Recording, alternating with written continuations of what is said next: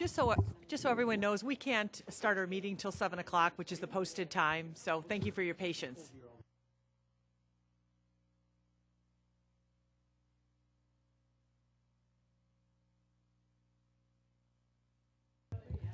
Did everyone hear that announcement?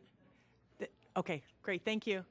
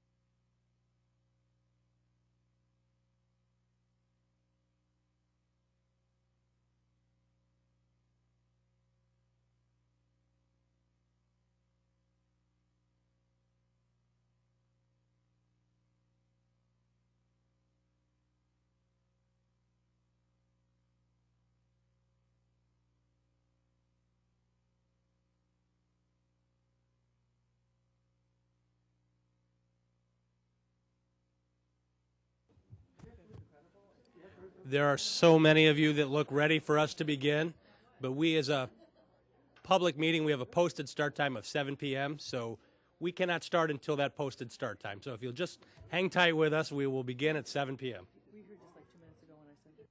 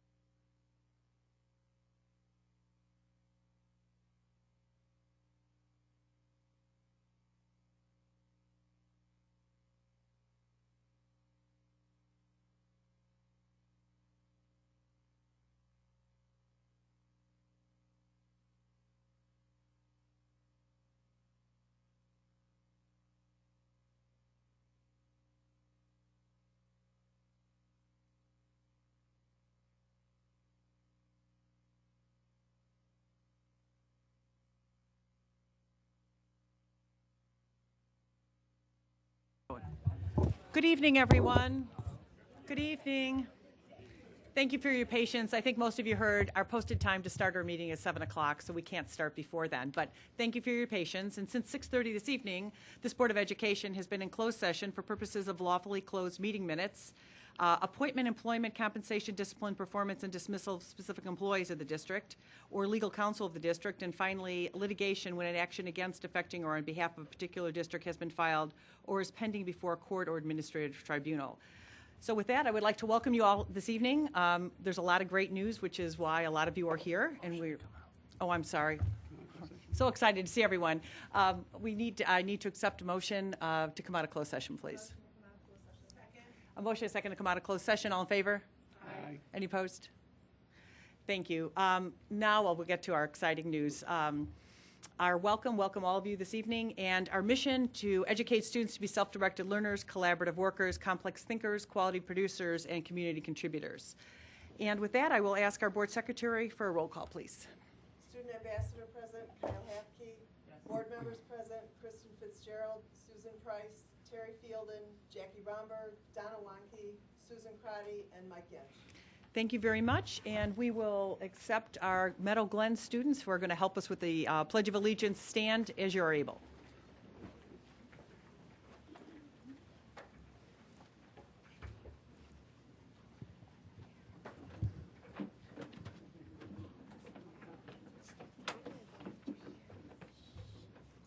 Good evening. I'm Katie Lynch. I'm the building principal at Meadow Glens, and I brought 9 fifth graders here to help us say the pledge tonight, and their names are Uju Kim, and I'm in Mr. Horner's class, 5th grade.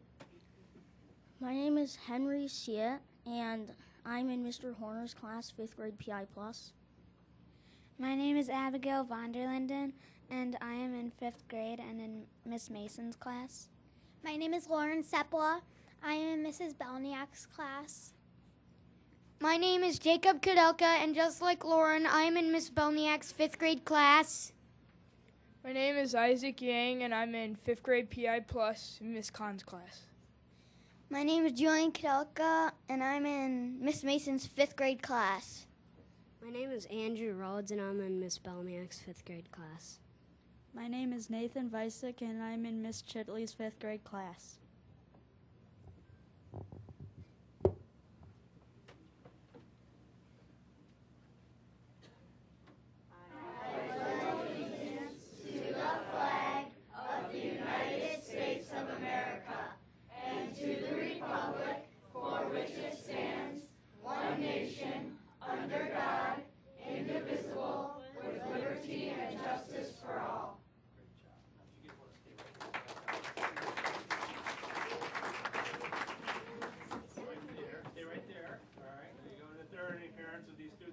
Into the middle here for your picture, please feel free to do so.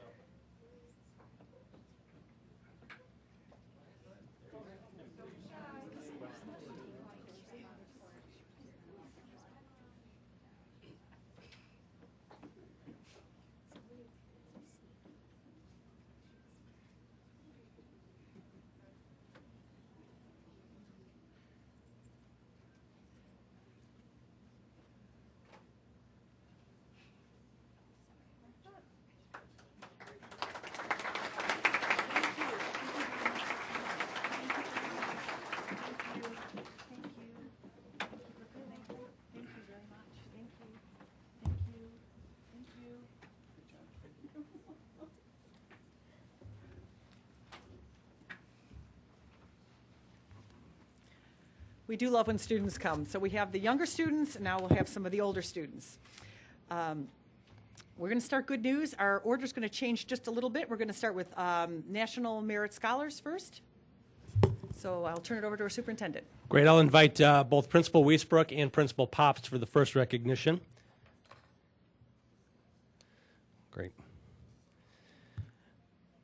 As President Romberg said, it is always a pleasure for the Board of Education to recognize so many of our students, and tonight we have the great privilege of recognizing many different students in many different ways who have contributed to the success and the greatness of our school district, both academically and as just community contributors by living our mission. So we're going to begin tonight by recognizing 2 students.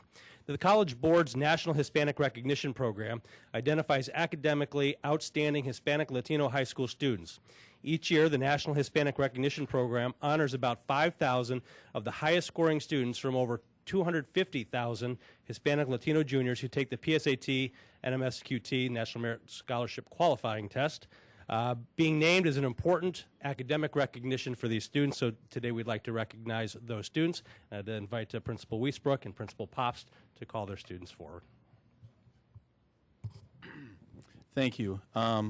Unfortunately, our student can't be here tonight unless plans change, but I heard from the parent that they had a conflict tonight. But I think we can still give a nice round of applause to Michaela Bird for this outstanding recognition.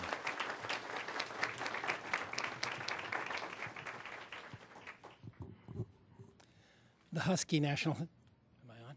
The Husky National Hispanic Recognition Program scholar is Aresh Amleshi.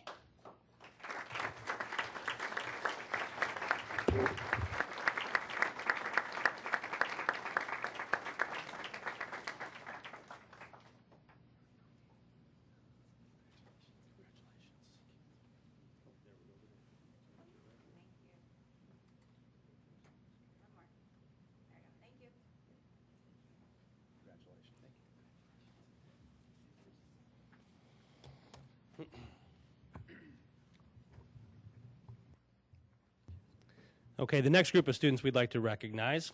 More than 1.5 million juniors in some 22,000 high schools entered the 2015 National Merit Scholarship Program by taking the 2014 preliminary SAT National Merit Scholarship Qualifying Test, which served as an initial screen of program entrance.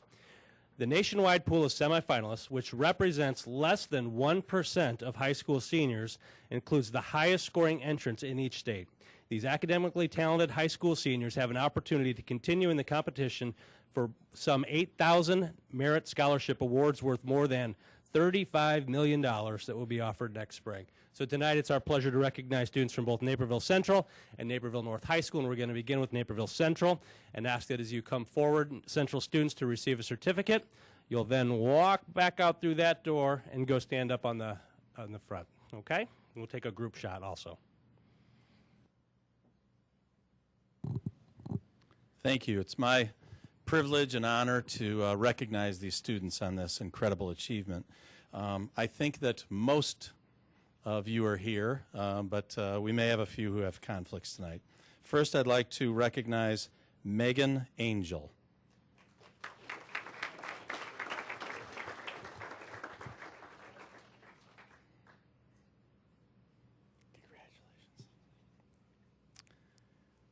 Riley Brookshire.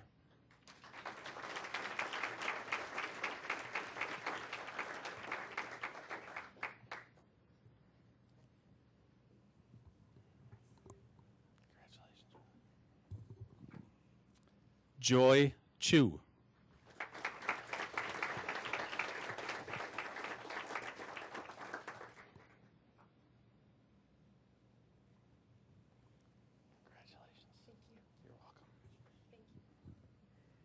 Isabel Fan.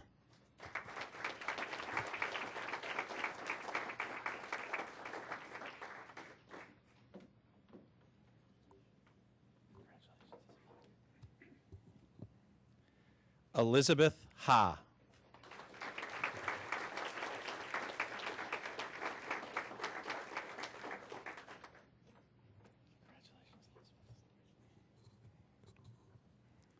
Sophia Heiser.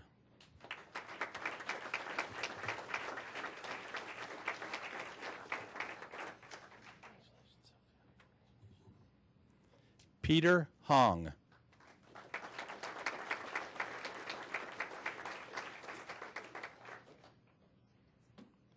Mira Joshi.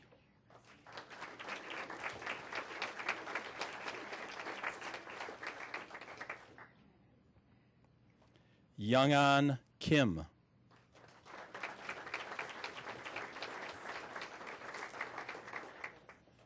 Joseph Lawrence.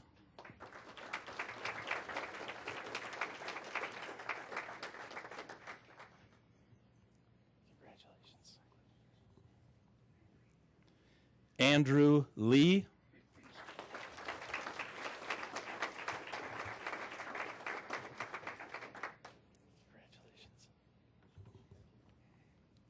Andrea Lynn.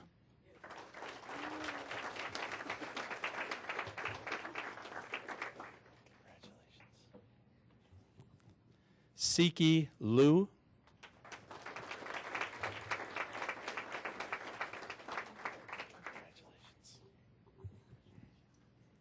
Esther Liu.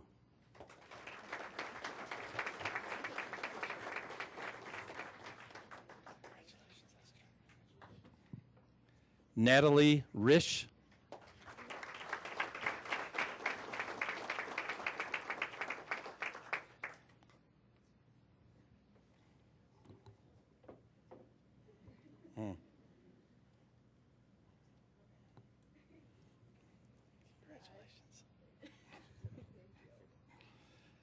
Vineeth Sanagala.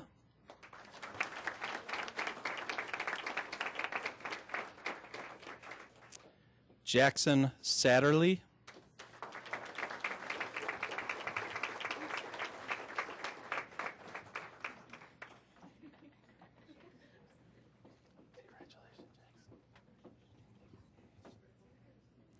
Andrew Chow.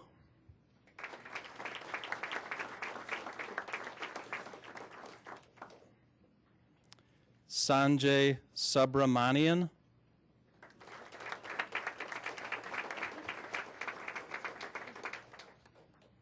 Kevin Wandke.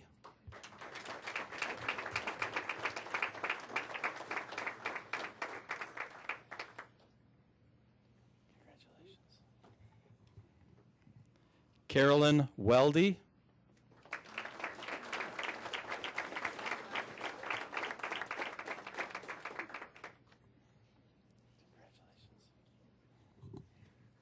Matthew Wu.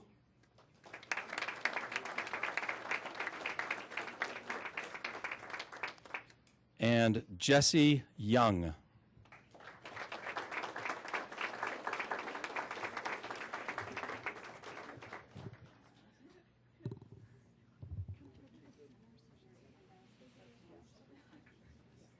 there any parents of these fantastic students who'd like to come up here for a picture?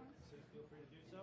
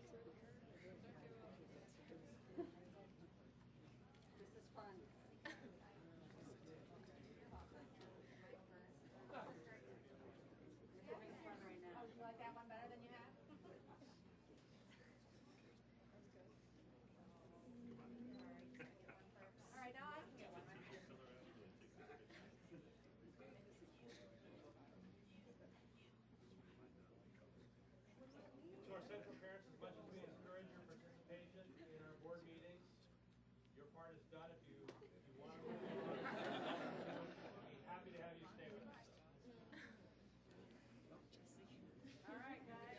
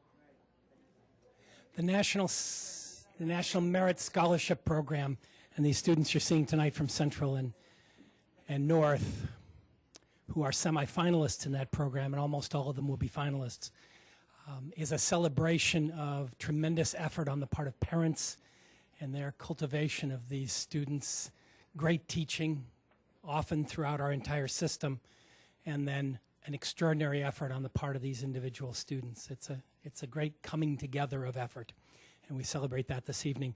From North, I'm going to do two lists. First, I think I know who's here. So I'm going to do first the list of the students who are here, and then we're going to go through. That's going to challenge Mr. Ross a lot, but we're going to go through. We're going to go through the list of students who could not be here this evening. We do have a play in production that's supposed to go on this week, and on Friday night they were still reading from the book. And tonight we had a large Scholastic Bowl meet at North, and there are some other events taking place. So the students, I believe, who are here, Elizabeth Chang.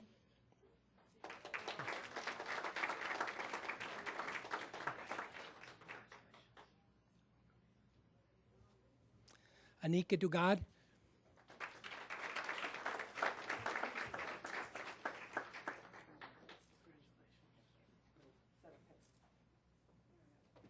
Teo Gabriel.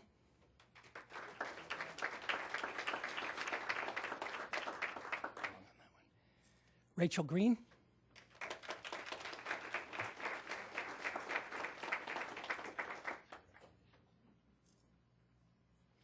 Bradley Guan.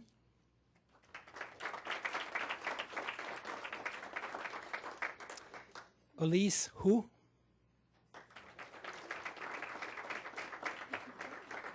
Jessica Hu.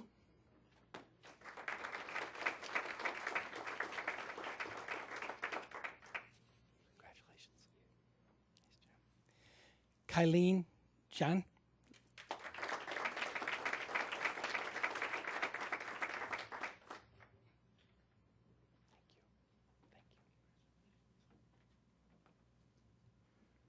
Anatoly Kuznetsov.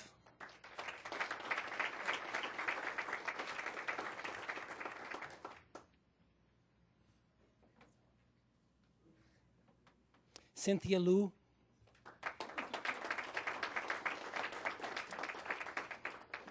Kevin Maxon.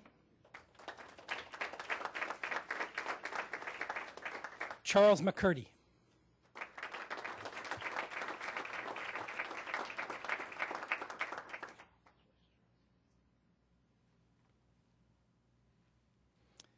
Nishad Navkal.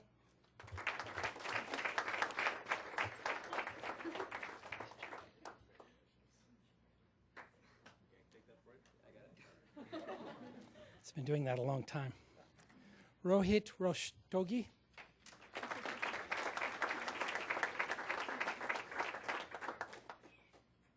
Grace Shen.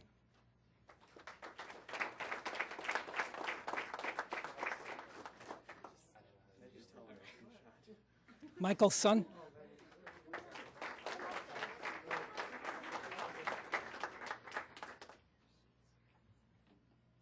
Amy Tao.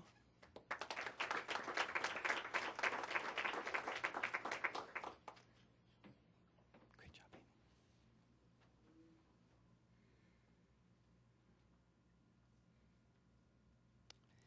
Now I'd like to read the names of those students who weren't able to be here this evening who are. We do. We had somebody. Aha! So much for RSP Peak.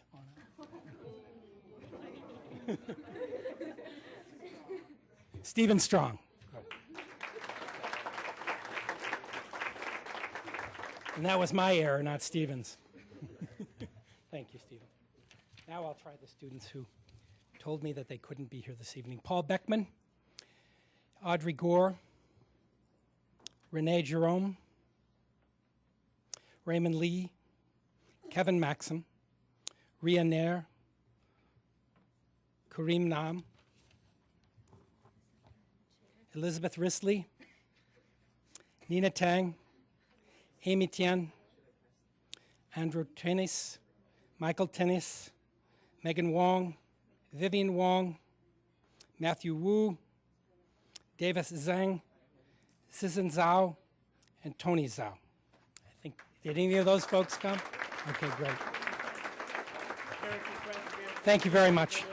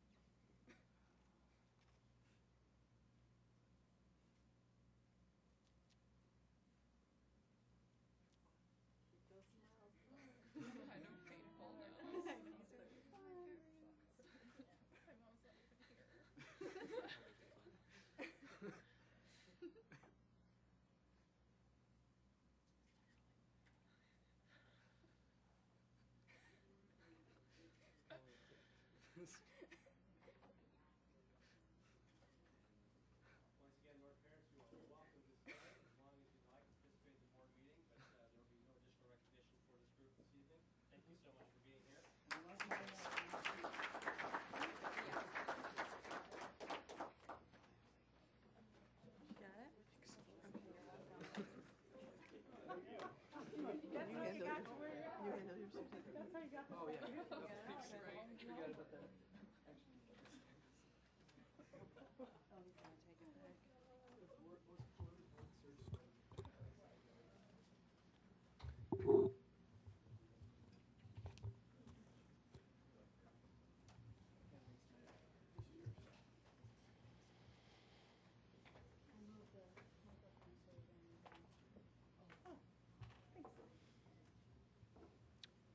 Okay, recognition is not done for this evening.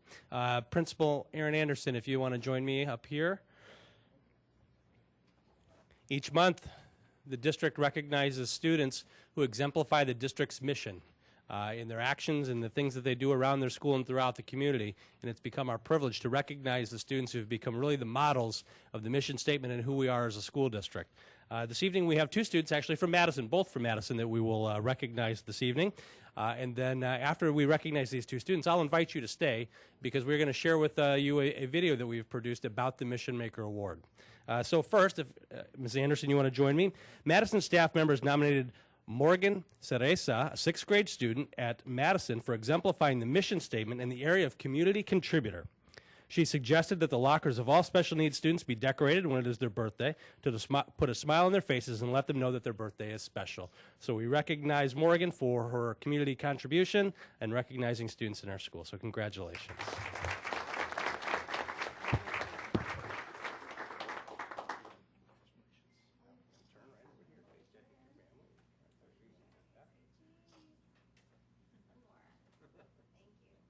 Recognize our mission makers with a couple nice gifts here.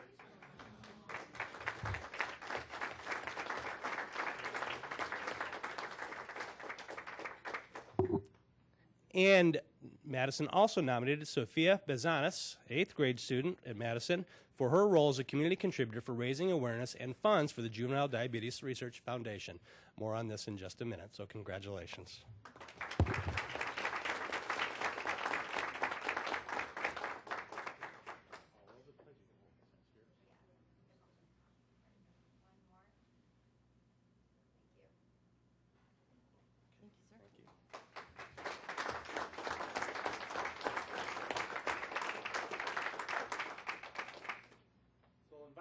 I think you'll want to see this.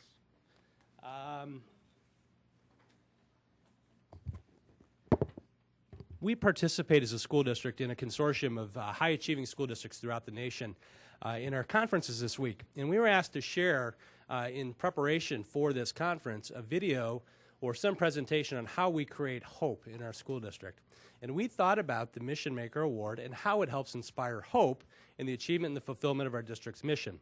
And so we put together a story. The communications department and Jennifer Hannon, one of our media specialists, was really chiefly responsible for putting a lot of this together, working with Michelle Fregoso and Julie Carlson, our communications and community relations department, on this award, and featuring an elementary student, a junior high school student, and a high school student who have been recognized. So we would like to share that video with the board tonight and also the community, so we hope that you'll enjoy it. For those of you back there, the screen behind you also shows this video, so if it's easier for you to see that way, you're welcome to turn your chairs. But please enjoy creating hope in District 203.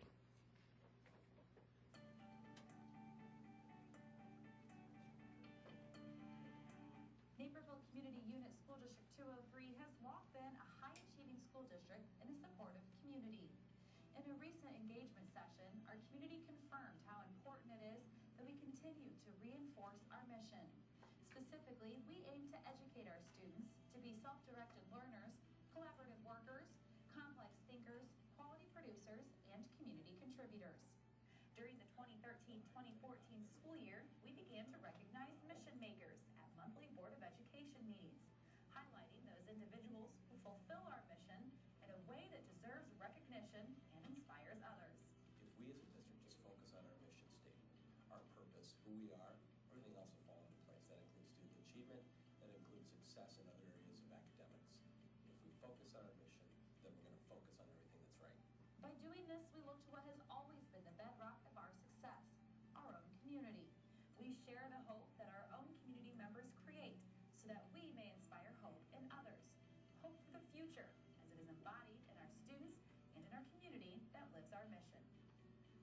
The grounds at Steeple Run Elementary School have never been cleaner, thanks to the Center of Trash Control. My first year, my first day, I looked outside at the playground and it was all filthy and nasty, and that made me upset. Ricky recruited his two friends, Brandon and Cade, and together the trio of fifth graders formed their own business, Center for Trash Control. It's good to help the environment too. But we thought of coming up with this company so we can persuade other people to not litter, but like to help the environment. Principal Debbie Doyle nominated the boys for the district's monthly Mission Maker Award, which they received at the Board of Education meeting in September. We talked about our mission here at Steeple Run, and they gave it as an example of being self-directed, how they worked together, and that they were helping out their community as well. I felt the Center for Trash Control really exemplified young students, young members of our community, really took ownership and took pride in what the community looks like. So as community contributors, they really saw a need in their school neighborhood and took a hold of it and really went after it to try to improve the whole community. The boys don't see an end in sight when it comes to keeping the planet clean. In addition to adding more pickup dates this school year, they plan to continue throughout the summer and bring it to Jefferson Junior High when they enter as sixth graders next fall. They hope their business can inspire others to start cleaning up at their schools as well. Whenever Sophia Bazanis has a bad day, she looks for the bright side, knowing it could be worse. She knows because she's been there. Watching her in her 8th grade class at Madison Junior High, you'd never know that only a year ago, she came to school in a wheelchair without the ability to see. Sophia has type 1 diabetes and postural orthostatic tachycardia syndrome, or POTS, a malfunction of the autonomic nervous system which controls bodily functions like heart rate, blood pressure, and kidney function. After being out of school for about 8 months, Sophia returned, but in a wheelchair. It was really disappointing because I didn't like being like that and I wanted to be independent. So it was hard for me because I didn't want people's help, but I needed people's help.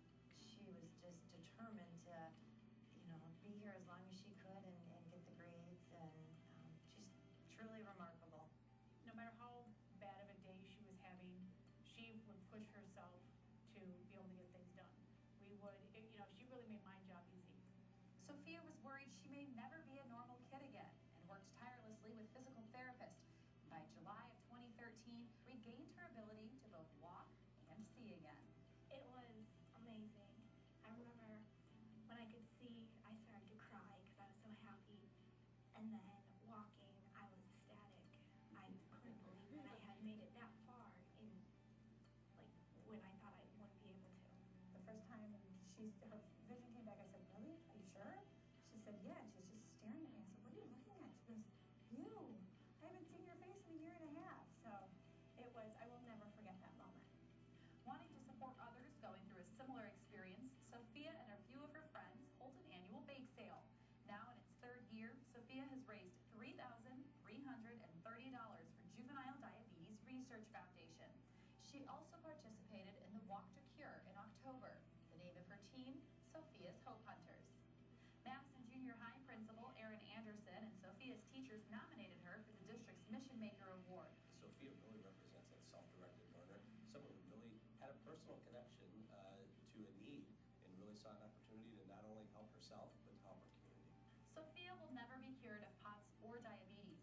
She'll have to wear a pump and give herself medications for the rest of her life. But her story inspires everyone she meets to never give up hope. With enough energy put into something, you can push through, you can be able to have a good day. Just try. I'm really, really proud of all the work that she's done and what an amazing young lady she's become.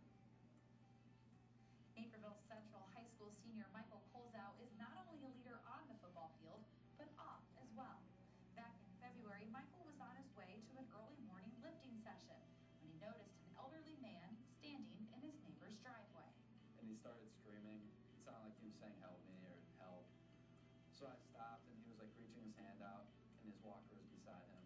Michael helped the gentleman into his car, called 911, and sat with him until paramedics arrived. The man was 91-year-old Larry Larkin, who suffered from dementia and that cold morning had wandered 2 blocks from his home where he lived with his son and daughter-in-law. It was somewhere around 10 degrees, wind chill around 0, and all I could think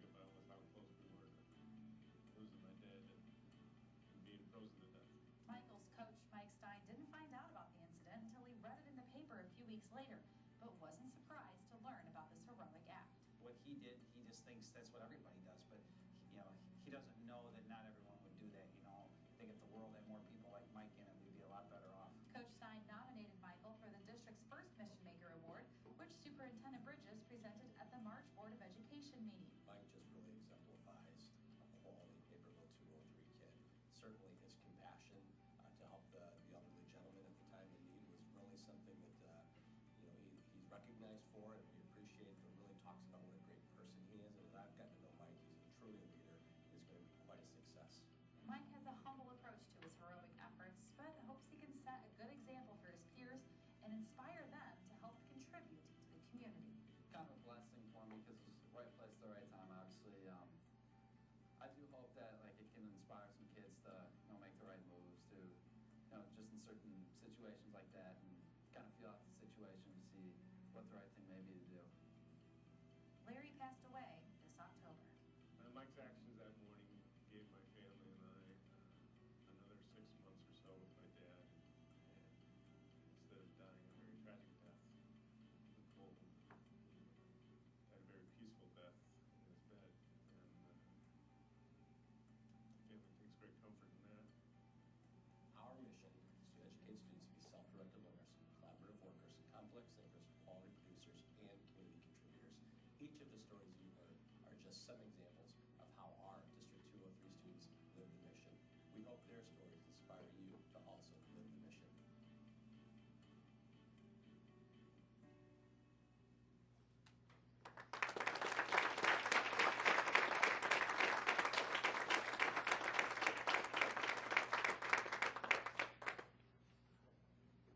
Wow. Yeah, so congratulations to Morgan, Sophia, well done. We couldn't be more proud of you and all of our students for what you do. I get a crack. I warned you. I'm so proud of what you do. So congratulations and thank you for being wonderful contributors to District 203.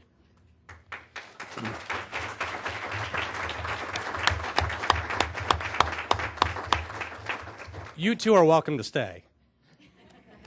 But we appreciate you being here. We do have some more good news, and I'll move to that. We also need to recognize some of our Board of Education members for living our vision of building a passion for lifelong learning and modeling commitment to lifelong learning. Our more veteran board members who have been with us for a little bit now have recently received recognition from the Illinois Association of School Boards for either achieving or maintaining master level status as Board of Education members, and this achievement models the lifelong learning we want to see in all of our students and board colleagues.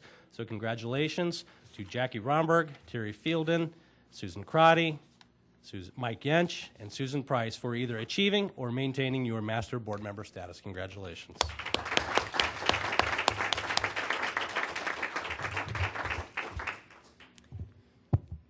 I think that's a lot of good news for That tonight. is a lot of good news. Awesome. And this film is going to be presented next week? We will later this week? we'll make it available. I think we decided after we presented it to you tonight, it'll be available on our website. Perfect.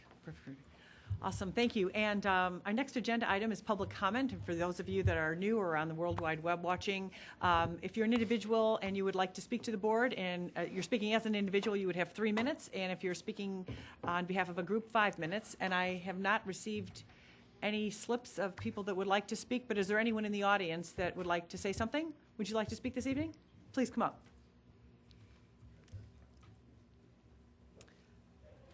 Are you speaking on behalf, you can just come up to this table, yeah. And there, Brad, can you turn the microphone on, please, as well? And are you speaking on behalf of yourself? Individual? Okay. You'll have 3 minutes. If I could just ask you to mention your name and your address, please, for the record. And please sit down or stand up, however you want to do it. You have a chair now and everything, right? My name is Chris Izzo. I'm a parent. I've had a child in District 203 since 1994, 95. It's been about 20 years. And I've got about 7 or 8 more years to go. My children went to Highlands Elementary, and I still have one there. And they recently changed a policy where the kids couldn't play in the playground before school. And I've spoken with the principal and with Kitty Ryan about it. It started last spring. Evidently some children were disruptive. They were running up the slides backwards So they took away the privilege for the kids to play before school. Then when fall came and the New Year started, they maintained the rule, and so I kind of pursued getting an answer, and I was told that, well, they just can't get the kids in the building fast enough. And I really explained to her the importance of physical fitness and how much fun it is for those kids to get into that nice schoolyard beforehand. There are a lot of parents around. I told her that we could organize some parent volunteers every morning. There didn't seem to be a safety issue. It was just getting the kids into the building. And I just can't emphasize how important 15 minutes of extra playtime is for these kids. The curriculum hasn't started. I don't understand why they have to stand there. It just seems so militant. They get off the buses or they get to school out of their cars and they basically single file, straight into lines. They can't go into anyone else's line. They can't talk to a child in another line, and each classroom has its own line. And they will stand there. They could stand there for 20 minutes. Even the before-school activities, chess club or whatever, they have to leave the gymnasium and go back outside because Mr. Wills is in charge of parking lot duty. So they file out of the school at 10 minutes to 8, and they stand there for 15 minutes until they go into the building. I just want to leave you with that. I have a study, the University of Illinois study that came out showing that children ages 7, 8, and 9, elementary school age children who get more physical activity, as little as 15 minutes more a day, do have, it develops more brain matter and they have better cognitive reasoning. I've got a copy of this for everyone, and I'd like you to consider some type of policy where a building principal can't just shut down 15 minutes of recreational time that has been there, I know, for 20 years. It's been there as long as my children have been going to Highlands. Thank you.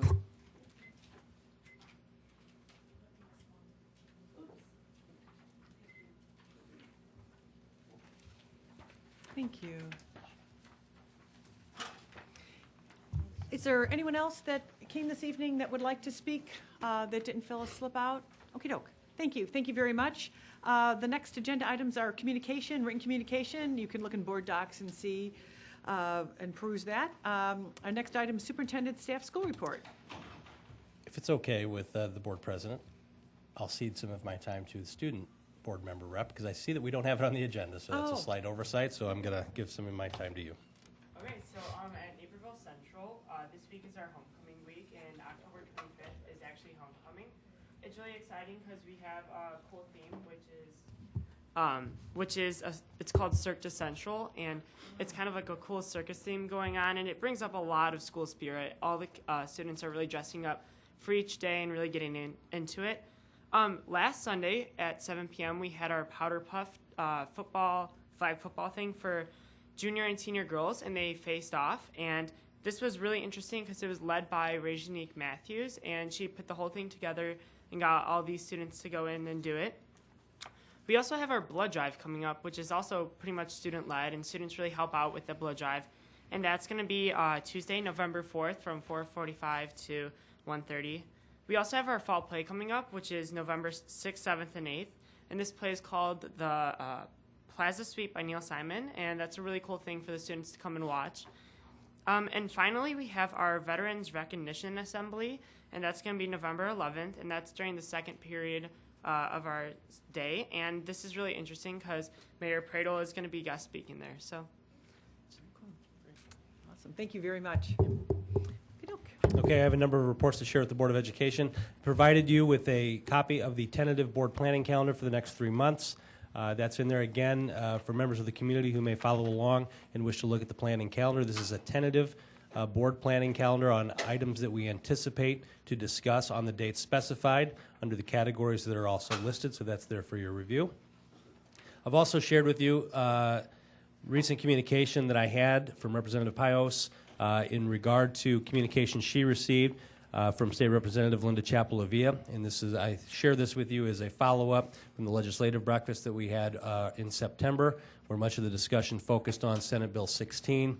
and felt it was important to share with you Representative Chapelavia's position on Senate Bill 16, as she is the sponsor of the House version of the bill in the House.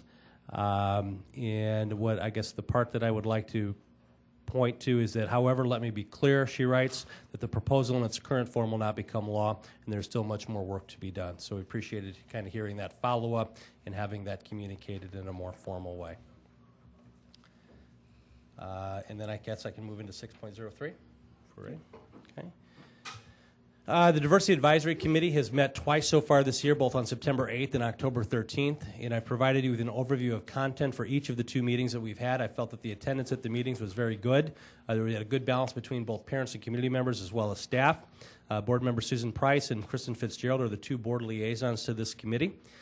During our first meeting on September 8th, we began by welcoming new parent and community members to the committee and by reestablishing the group norms on working with the committee. We then reviewed some of the key accomplishments from the 2013-2014 school year, followed by a discussion of some of the key initiatives that would be focused on for the coming school year. And those initiatives include equity audit development and training, equity walk training, establishment of a climate survey, established a student advisory group at the high school level for this year, to a Welcome to 203 event, as well as discussing other community engagement opportunities. Our first meeting on September 8th concluded by asking our committee to prioritize future topics, future meeting topics based on input that the committee members had provided me via survey prior to our first meeting. Our second meeting was then held last Monday. During that meeting, Dr. Hester was our key presenter, and the committee viewed a video that provided an overview of an equity walk and what an equity walk is. Currently, our principals and district leaders are operating what we call the learner mode with regard to understanding how an equity walk works. Through our Learning for Leaders, our administrators are collaboratively learning about how to use this practice in the future with their own school improvement teams to identify and address issues of equity and inclusiveness in their school communities. The purpose of an equity walk is to sharpen and focus that instructional lens and allow the gathering of observational data to confirm or challenge any assumptions we may have regarding school improvement and equity in the buildings. After watching the video, the committee was given 2 portions of a protocol our principals are learning about, and they were asked to focus on providing feedback on what an equity walk should consider when we look at our public spaces and how we consider parent and community involvement. I've also shared with you the calendar of future meetings. Those topics were identified, as I said, at the September 8th meeting by our committee that include brainstorming ideas for additional parent involvement, an overview of school improvement plans, discussion about planning for a Welcome 203 initiative, focus on recruitment and hiring of staff, and then a year in review. So I've been very pleased with the direction that we're headed. I'd invite Board Members Price or Fitzgerald, you were there last year, to offer any additional comments regarding that if you'd like. Otherwise, I'll take questions on any of the reports that I've provided you. I thought in particular the dialogue about the equity walk and the video that actually showed us what an equity walk was really helpful, because going in, I'm not sure if I would have been able to identify exactly what an equity walk was. And so that I thought that was very helpful for the whole group to see that video and kind of go through the lens of what do we do when we walk in and what are we looking at, that kind of thing. I also thought that the dialogue of the diversity committee was great. It was very honest. We talked a little bit, some of the parents, it's mostly parents, so it's not like exactly the students, but we were trying to get at how students are feeling, and that was something that I thought was really helpful from the last session. Thank you. Susan. Dan, I can't tell you if it was you that said this because I've served on the diversity committee several times over the years. And one of the things that was said long ago, or maybe recently, I can't really put it in a timeline, was that the success of it would be that we would no longer need it. How do you feel that from, just your time that you've been here to what we do today, how have you seen that make a difference, and what do you see kind of the long term of this committee doing? First of all, I think the intentionality of the conversations that we're having have grown and become more robust and stronger in partnership with feedback that we've received from this committee, but also in the deliberate focus in professional learning and staff development that we're doing through Learning for Leaders, and then also related to the school improvement plans in making all of those connections. So I think the conversation is getting richer. I think we're seeing more evidence of our principals being willing to really lead the more courageous, deeper conversations with their staff. So I think we're making great progress. We still have some gaps that we have to address in terms of achievement. So I'm a little bit impatient on some things, so I think we need to be moving faster there. But I'd say I'm very pleased with the progress that we're making. Donna, you had a comment. So I appreciate it being able to see the equity walk too, not being part of the committee. So thank you for sending that link to us. And I noticed in the planning that you have two of the components that we're going to address. But can you speak to like where we're going to go past that? Because I know the components in the equity walk, there were like 11, and I'm not saying that we're going to follow that because that was a specific example in Ontario. But I'd just like to know where we're going to go then moving forward. Okay, I'm looking at Jen, and she's going to pitch in and help me here. But primarily, again, like I said, what we're doing is we're focusing on the learning part for our principals. And what we're doing right now is having principals work in teams with other district administrators to really learn the protocol, identify, I guess the best way to describe it would be look-fors or questions that should be asked as we walk through our schools and think about equity. And Jen's looking like she wants to chime in, so I'll let her. Just so some other people know too, so some of the components are resources. So for example, you might decide that you are going to look at the resource component. You may use some of the questions that we provided, or as you do an equity walk, other questions will come about. So you might choose to frame other questions that will inform your walk next time. There are other ones, there are extensive questions that we can ask around instruction, assessment, and the classroom environment. So it's one of those things where you could do it one time, but that wouldn't be recommended, that you would continue to shape questions so that you could continue to look at the school through the equity lens and then tie that to your school improvement plan.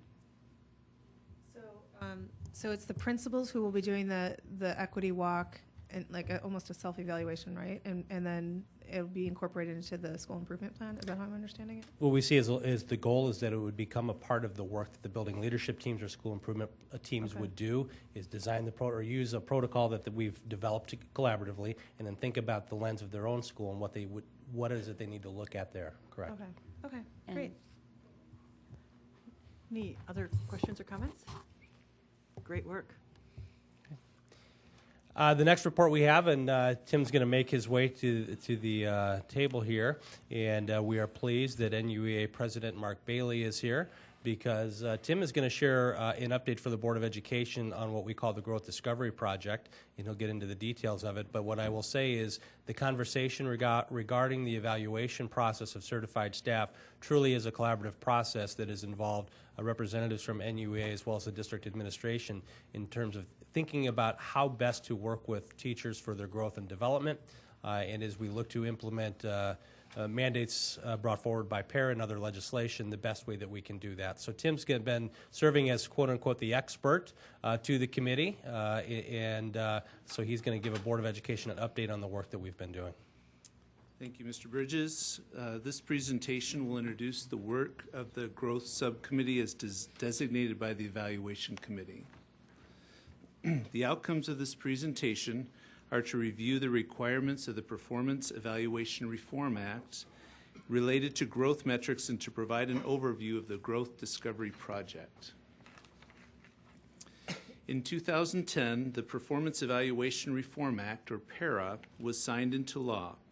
PARA stipulated that both principal and teacher evaluations must include growth measures using assessments and measurement models that were consistent with the improvement goals of both the district and the schools. In the past, our schools have been evaluated using achievement scores. The state set a level called MEET standards. Students in specified grades were given the state test to see if they achieved that level. No consideration was given to how much growth the student had accomplished. If a student was very low on the scale and made a lot of progress, but did not reach the level of MEET standards, the score of the student was failing. On the flip side, if a student had an excellent score one year and fell back to the next year to a score that was just meeting standards but not excellent, that student was viewed as a success. This visual helps to illustrate how achievement and growth compare. In year one, and 2, the second tree achieved more in terms of height, but from year 1 to year 2, the first tree grew more. Both achievement and growth are important. We want our students to meet standards, and we want our students to grow. Para outlines 3 types of assessments for consideration when setting up the system of using growth for evaluation. Type 1 assessments include ACT, PARCC, and Performance Series. It is created and graded by an organization outside of our district. A Type 2 assessment has to be assigned to all students in a certain group, for instance, a grade level or a course, and graded by staff inside of the district. Type 2 assessments include the district benchmark assessments written by our curriculum teams. Type 3 assessments are assigned and graded by individual teachers. These include unit exams that teachers write and give to their classes. Para outlines that teachers must give 2 growth measures. One of the measures must be a Type 3. The other must be a Type 1 or a Type 2, unless they are not available, and then it can be 2 Type 3 assessments. There are varieties, though, to this system. Type 1 assessments can be used as a Type 2 or a Type 3 assessment. Type 2 assessments can be used as Type 3 assessments, but the reverse does not apply. This results in a lot of possibilities and a lot of decisions to be made. Para outlines how these decisions are to be made.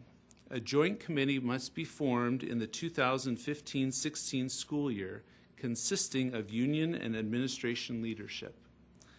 This committee will be the decision-making body for how growth measures will be used in the evaluation process in our district.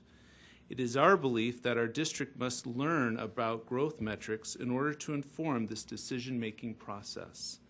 The committee must commit at least 25% of the weight of the teacher evaluation to growth metrics in the first 2 years, and at least 30% of the teacher evaluation thereafter.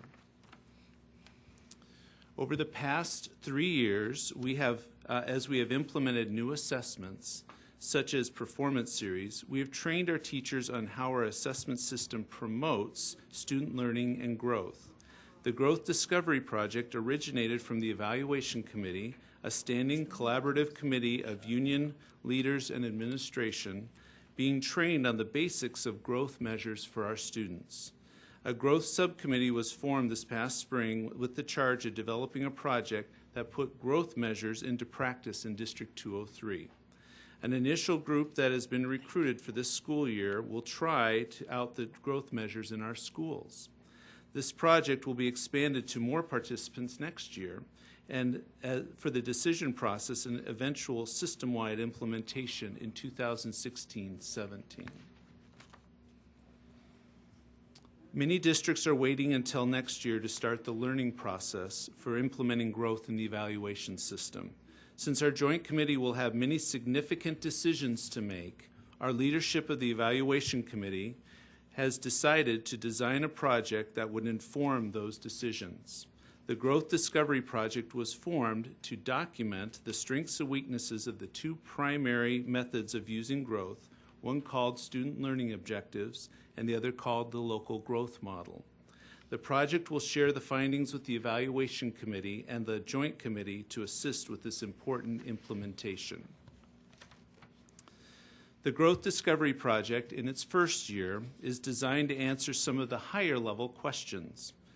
A key question in the design is the setting of targets for student growth. Who sets the target? In every case, previous data for the student must be examined, and a target score on the designated test or tests must be set. The teachers will be broken into 2 groups, and those 2 groups will form 2 subgroups within each group. The first level will concern the measurement models. The first model is called the Student Learning Objectives. It involves teachers working with the principal to decide the academic need for the teacher's class or classes of students and setting growth targets for the students. The second model is called the Local Growth Model. The targets for student growth will be set by a statistical model using assessments with large enough sample sizes where these assessments have been used for several years. The subgroups will be based on which students are being measured for each teacher. The teacher roster grouping means that that the students only rostered to that teacher will be used for the growth for that teacher. The all-in grouping has different meanings for the two models. All-in for the student learning objective model means that the school improvement process sets the target for the whole school, say reading for instance. The teacher then sets the target for each of their students in their class.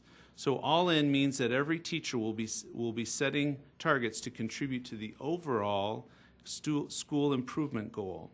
All-in for the local growth model literally means that the teachers in the school will be measured on the same data for their evaluation. So for instance, the school goal may be to improve reading on performance series.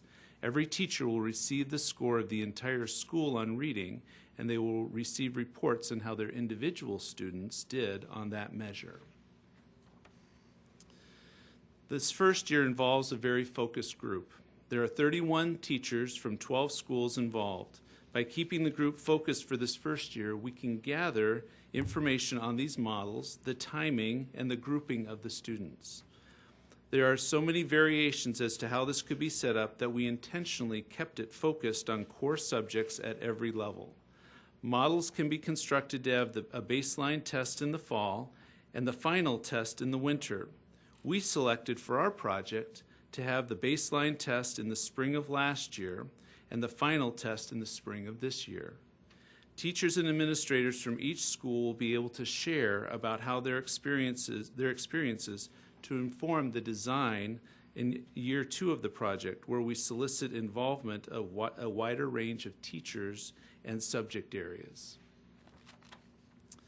The student learning objective model is a cyclical model based on the teacher setting and monitoring student targets. Upon examining the data from the prior year, a content area is chosen for improvement. For an elementary teacher, this may be reading, or maybe more specifically, vocabulary development. For a secondary teacher, it may be in the area of improvement in their specific content area. A music teacher, for example, may choose rhythm patterns. Early in the year, the teacher and the administrator set up targets for each student on a future assessment. It may be later that term or maybe later in the year. The teacher then begins the formative cycle of assessing and adjusting instruction based on how the students are progressing. Midway through the process, the evaluator conferences with the teacher for an update on the progress of the students. Finally, after the targets have been compared with actual progress and on the end assessment, the data is presented to the evaluator to see the outcome of the process. There are many methods that teachers could use to set targets for students. We selected a common method of 4 categories to bring some consistency to the process. Each student is categorized on the initial assessment. For example, our ELA teachers have designed writing rubrics based on a 4-point scale. The students are assessed early in the year with the knowledge that they will be assessed later in the year with the same writing rubric. The target for the student who meets or exceeds standards early in the year will be at least to maintain that level.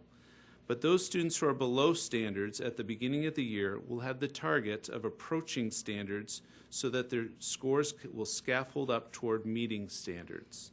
Those approaching standards on the baseline assessment will have the target of meeting standards on the post-test. The student learning objective process begins by selecting a baseline assessment and classifying the range of the scores in the 1 to 4 categories. If the assessment is not already on a 4-point rubric, the teacher and administrator must agree upon what the range of scores would be to qualify as a 1 or a 2 or a 3 or as a 4. Next, a target score must be set for each student. For our project, students whose baseline is a 1 will have a target of a 2. Baseline of a 2 would have a target of a 3, and a baseline of a 3 would have a target of maintaining the 3, and a baseline of a 4 would have a target also of a 4. This would set a target to scaffold up the lower scores and at least maintain the growth pattern of the upper scores as they progress. Once the spring assessment is given, the actual end score category is entered on the chart. If the student met or exceeded the target, their growth indicator is a 1. If they did not meet their target, their growth indicator is a 0. The teacher receives a score by averaging the growth indicators. The second model for the project is the local growth model. Data from prior year's assessments are submitted for statistical analysis. Each student earns a propensity score based on their prior year's testing history. A target is set based on how students in the past have done with that propensity score on that final assessment. The student's actual achievement on the assessment is then compared to the projected achievement on the test. If the achievement falls within a range of values called expected growth, the student receives a green score. Outside of that range, on the high side is blue, or higher than expected growth. Below that range is a yellow or a red, meaning it's either lower than expected growth or unsatisfactory growth. The propensity score takes the available testing data for a student and creates a measure that captures the expected future performance of that student. This relies on the student's performance in the past to set expectations for the future. It is important to realize that expected growth in this model is articulated with a target score, but success is based on a range of scores. The target in this scatter plot shown is the yellow graph in the middle, but the blue graphs around it set the acceptable range. The Student Learning Objectives Model is a qualitative approach where student growth targets are set by the teacher and by the administrator drawing upon prior experiences. The Local Growth Model is a quantitative approach where a statistical model draws on the prior testing history of the student to set a growth target. The Growth Discovery Project is designed to help our district learn about growth models and the decisions that will have to be made under PARA so that we can create a fair and equitable growth system for evaluation. I will now take your questions.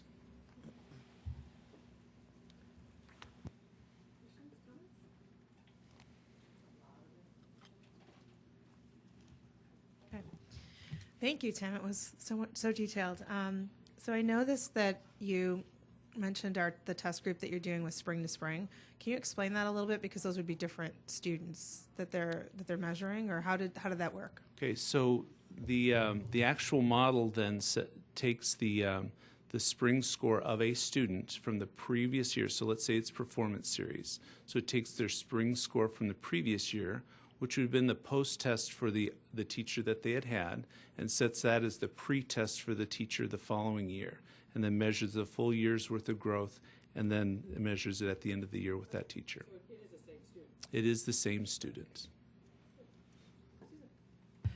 So you said that there's somebody in with the teacher watching and overseeing some of this? No, the principal or evaluator actually works with the teacher during the Okay. goal-setting conference and usually sets those targets during Together. that time. So they set those together. So then who kind of grades the tests that the students are taking year after year? Because if so much of, their job is responsible for this, how does that work to keep it fair? This year we've set, that's one of the many decisions that could be decided upon by the Joint Committee. When the Joint Committee meets, they will have to decide, do they develop a suite of assessments that can be chosen from, or do they leave the choice up to the principal? There's a lot of choices there that could come about. We decided for this year that we had specific assessments that could be chosen from, and that the teachers had to choose from those. I'm sorry, more of my question, if I'm the teacher and I'm giving it to my students, do I also score those tests? That was my question, Okay. sorry, more specifically. There's, out of the 3 assessment types, only one of them is scored externally. And the state set it up so that their design actually calls for a type 3, which is typically both designed and graded by the teacher. Now, as I mentioned in that diagram, you can roll assessments down. So as a decision, the Joint Committee can decide that they might use, for instance, they could use maybe performance series and maybe ISIL testing for that instead of an actual classroom assessment, or they can decide to use, 2 classroom assessments. That's going to be a choice that the Joint Committee will have to come up with. Interesting.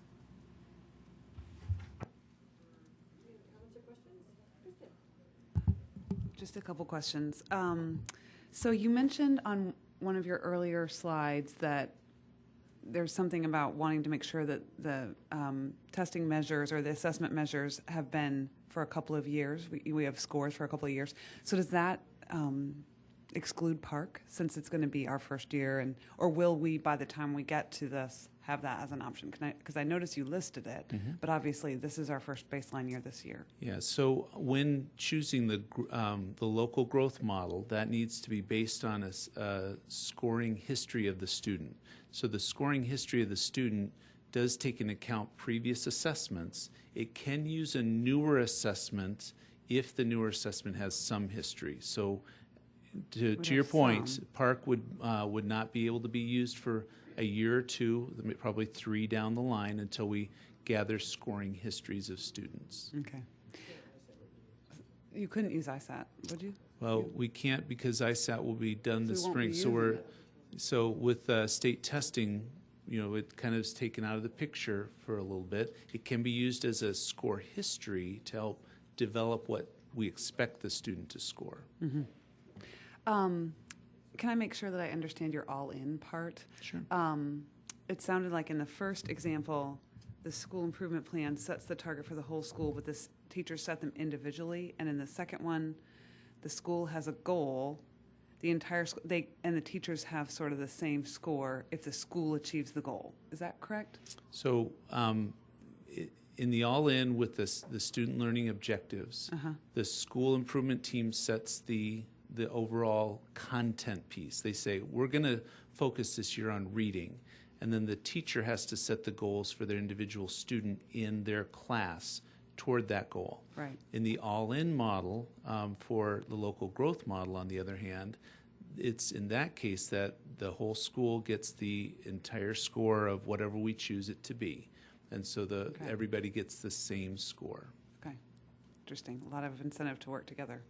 Are all of these projects going for all levels? So are you doing the local growth and the student objectives? Are you doing those at every level in your project? So are they doing elementary, secondary? Okay. Yes. So have you decided if one model seems more appropriate for high school students, where the students are there 1 period a day or something like that, and there's a different model that seems more appropriate for elementary? Have you thought about whether or not you could do more than one model? Or the phrase I use with the people I work with on this is that there's a million different ways we could do this, and we've only thought of about 1,000 of them. So we've talked over a lot of these different ones, and it will come down to the Joint Committee to make all those decisions. Okay. So this project is to inform how they operate in the different settings, and then the Joint Committee will have to decide how to actually design the program. Okay, thank you. Questions? Michael? Yeah, just one quick question on the student learning objectives for the growth indicators. I noticed, just one line didn't make sense to me in that I understand what negative numbers are, but apparently over here when the student goes from 4 to 3, it's still a 0. Is there a reason you didn't use a negative number in that case? There are some models that do use negatives. I've actually working in the past with some principals on using a model that does that.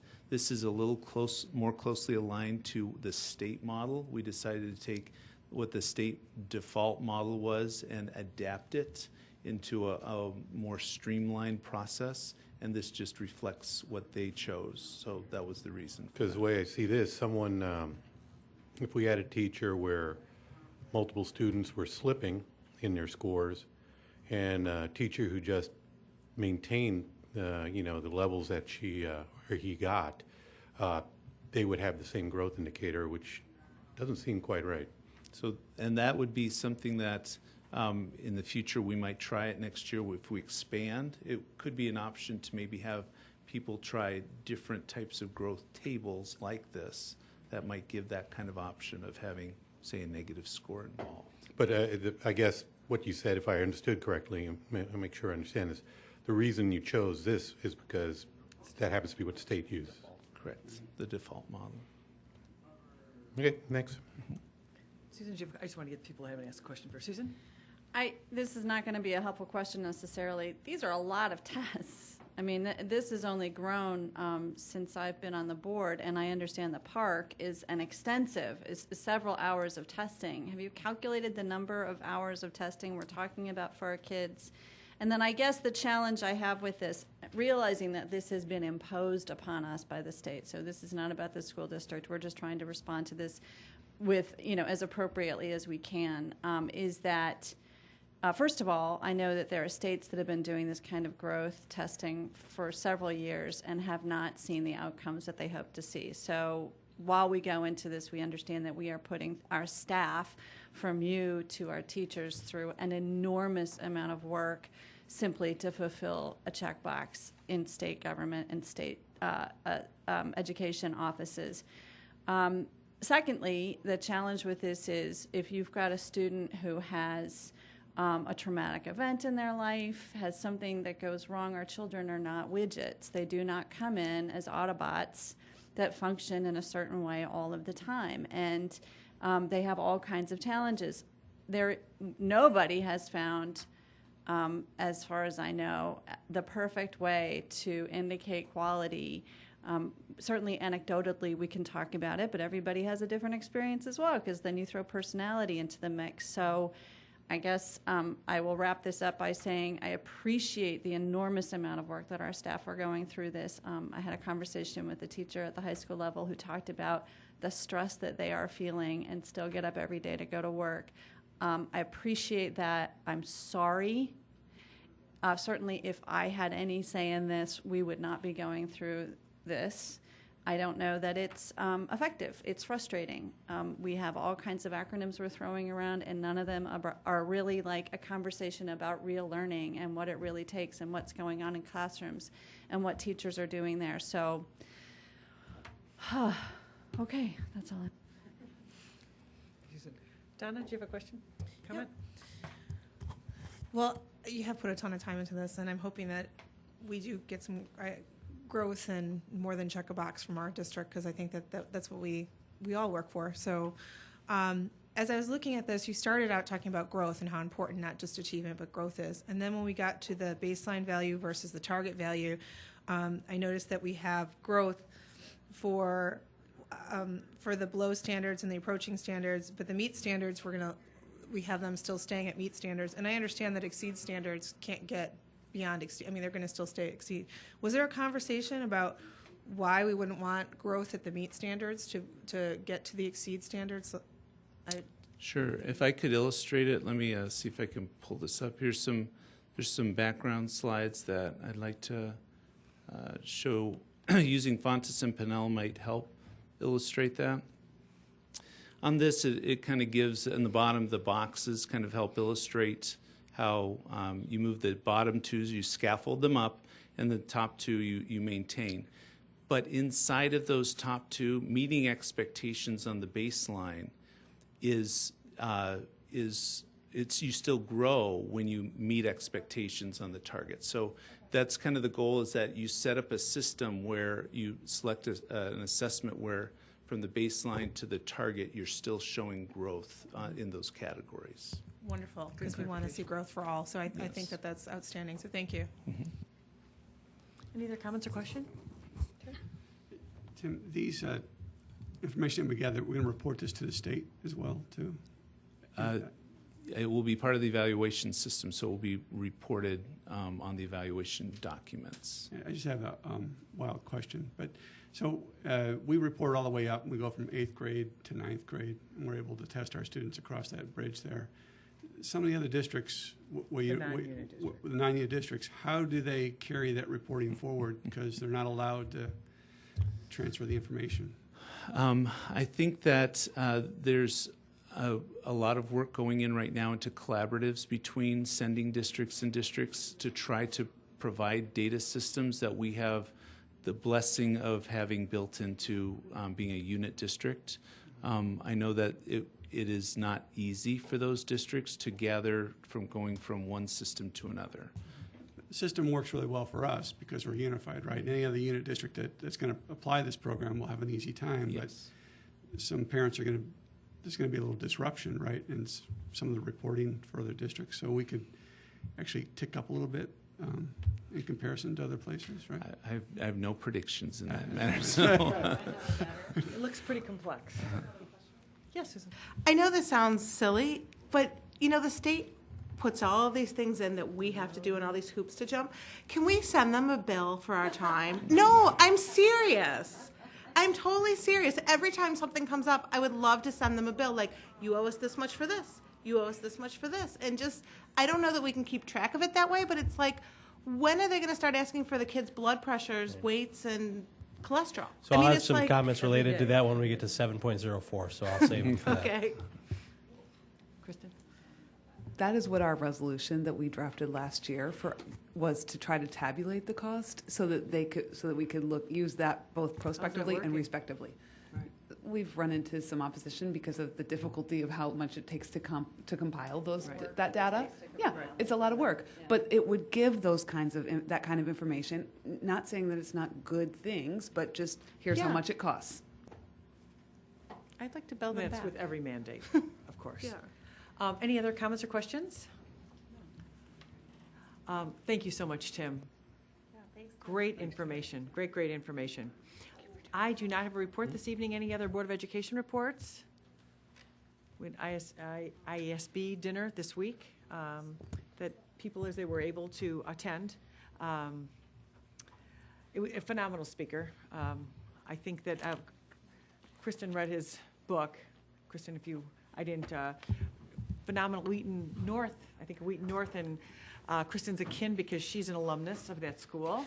I thought it was such a wonderful. We go to a lot of these Illinois Association of School Board dinners and conferences, and he was such a motivational speaker talking about the role of parents, teachers, and really our community in helping every student have as he puts it, their hero journey, and really helping to equip them. And his book, I was lucky enough to win the book at the meeting. I've already read it, and it's fantastic. It's such an inspiring story, and especially looking at a student who he came in from Africa as a refugee, penniless, and all different kinds of handicaps in the family. And he graduated from Harvard and is spending his entire career helping students and teachers and families. So it was inspiring. Working a lot in the DuPage area with a lot of schools in DuPage. So, right, really nice.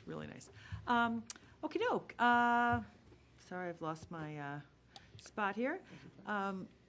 Monthly, I'm sorry? Right.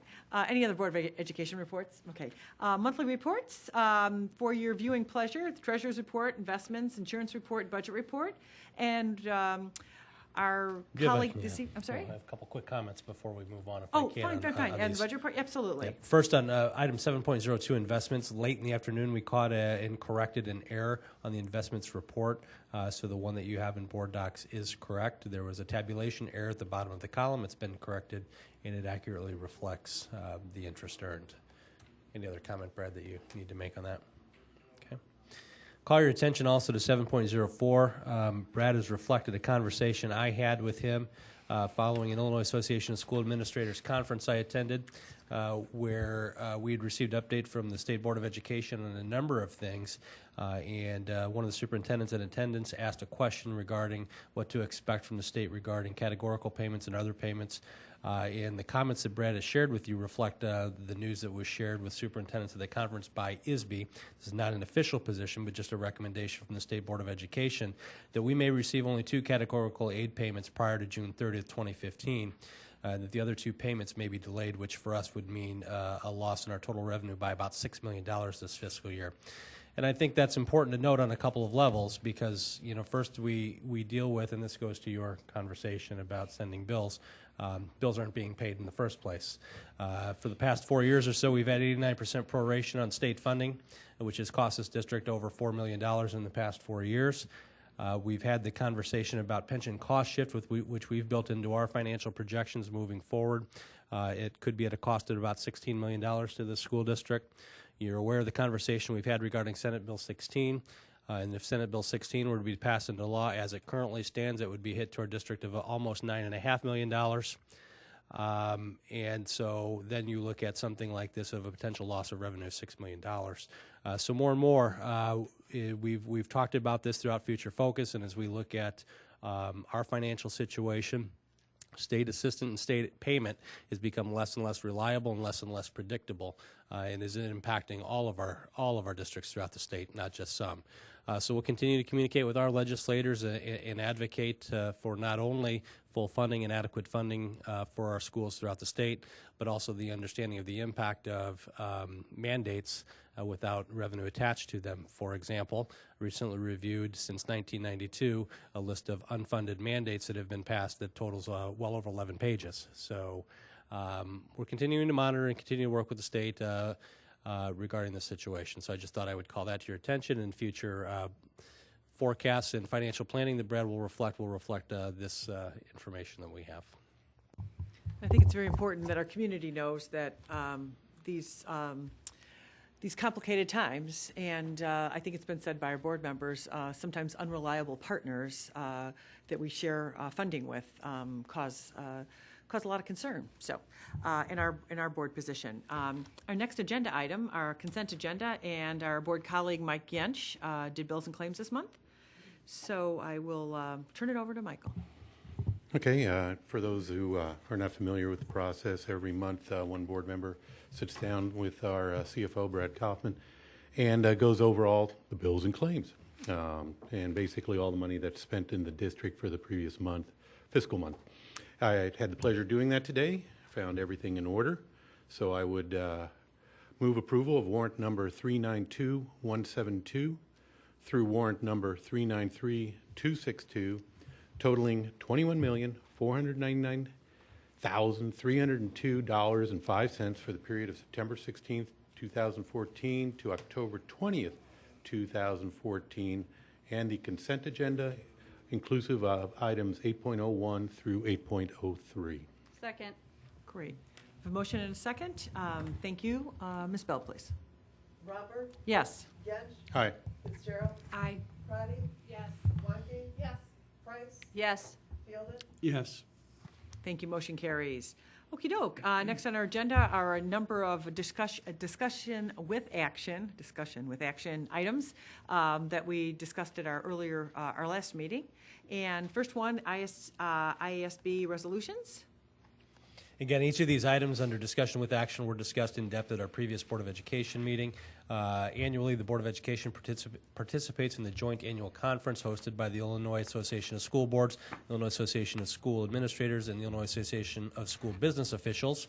And at that meeting, delegates are determined by each board to vote and offer guidance on resolutions that are presented. At our last Board of Education, we reviewed the resolutions that are proposed by the Association of School Boards. We had some discussion. We have no new information, but would entertain any questions that you may have. And again, just as a reminder, administration's recommendation to the Board of Education, in concurrence with Mr. Fielden, who's a representative on the committee, was to support the position as presented. Okay, that's what I was going to ask. Okay, great.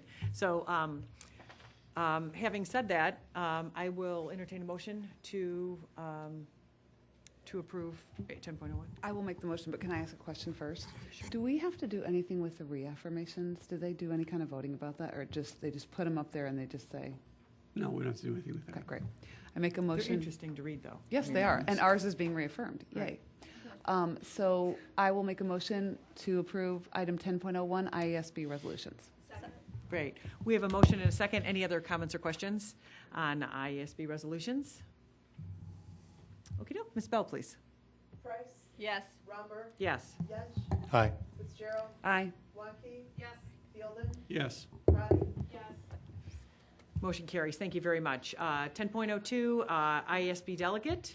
And then now that the board has set direction regarding our position as a school district on the resolutions that have been proposed, you must select a delegate to represent the Board of Education at the Delegate Assembly to officially cast our position. The nomination at the last Board of Education meeting was for Board President Jackie Romberg to do that. So we'd ask for the Board of Education to make a motion and second and then vote on appointing President Romberg as your delegate.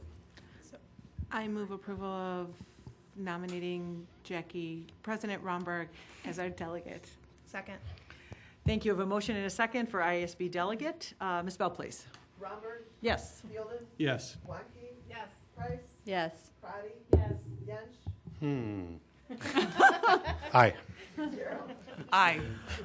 Oh, goodness. Thank you all. Motion carries. Phew. Phew, phew. I will represent you with dignity.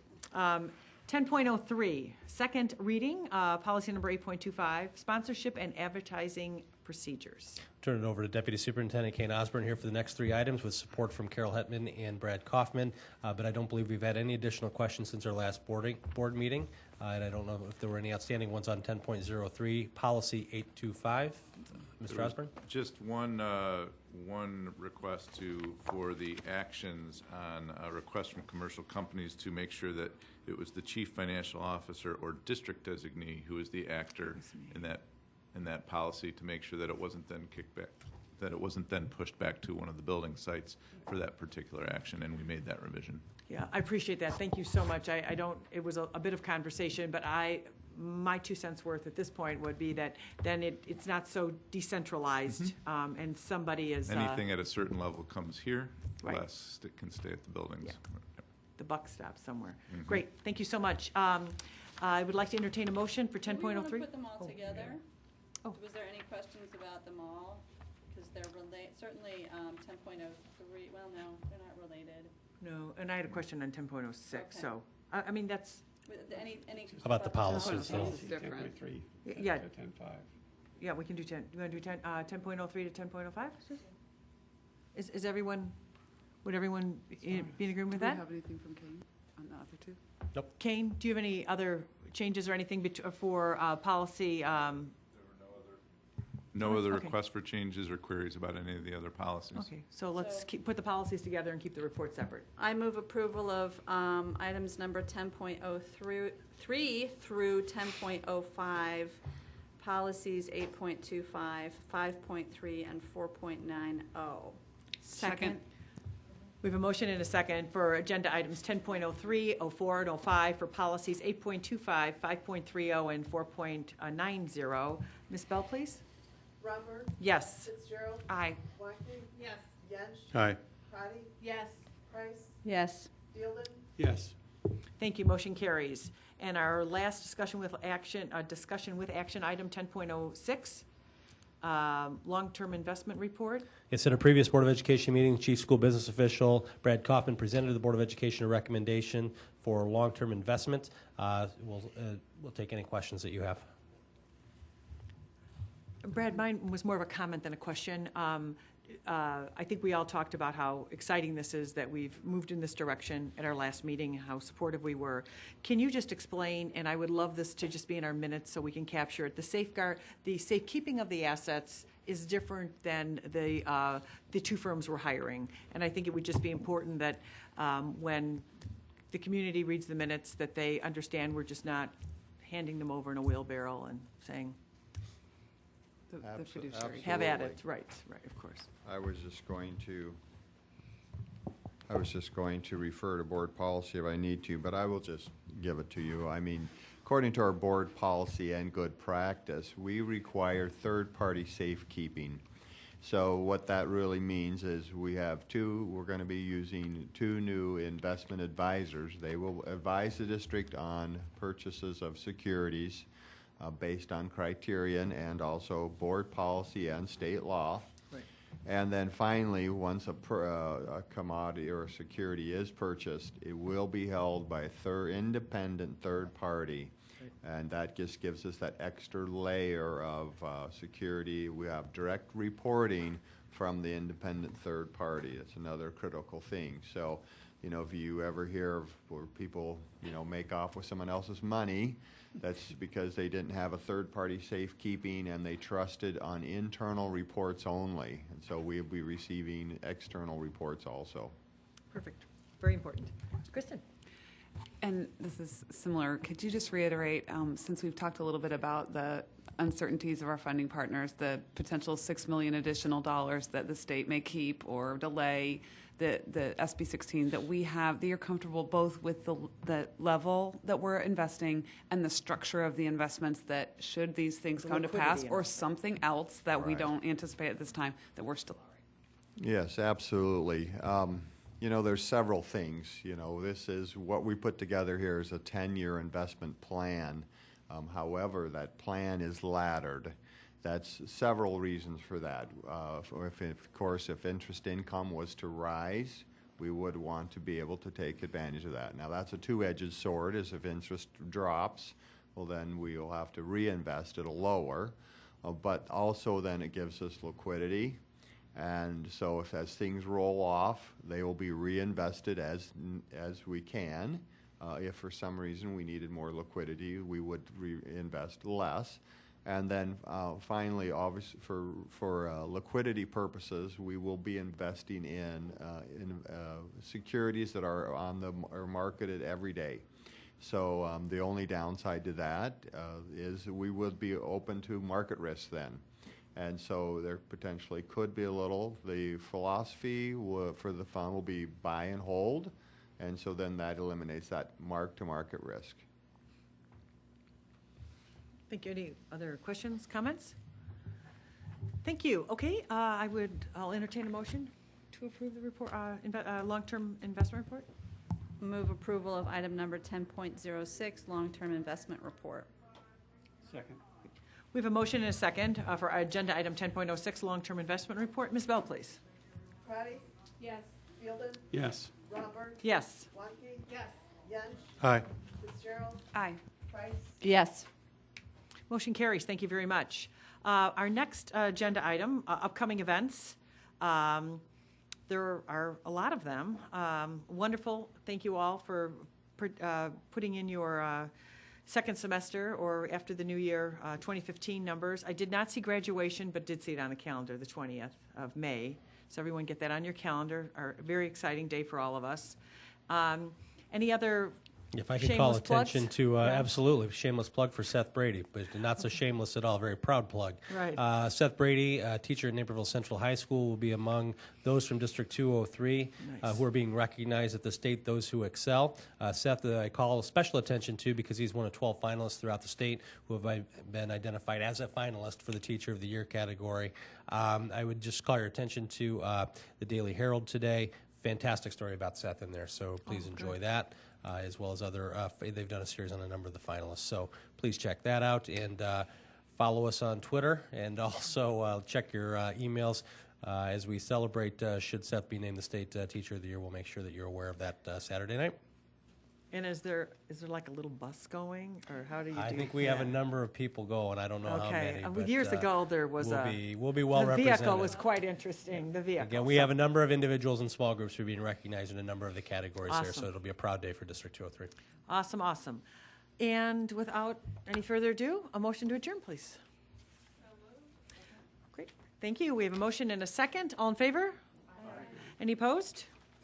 Great. Thank you very much, everyone. And we will see you for our early November meeting. November 4th? November 3rd. Sorry, Monday, November 3rd. Thank you, everyone.